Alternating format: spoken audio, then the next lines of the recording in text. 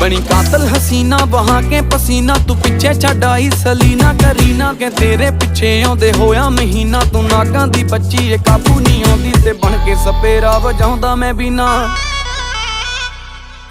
केड़े खेत विच लगी केड़ी कणक दा नी तू आटा छकदी ऐ। Tight tight short loose loose टी शर्टां ना कहर नूं ढकदी ऐ। शेर तेरे लक दी मार तेरी अख दी जिवें मैनूं तकदी ऐ। जाई गल दस के तू तां बस हस के जान कढ सकदी ऐ।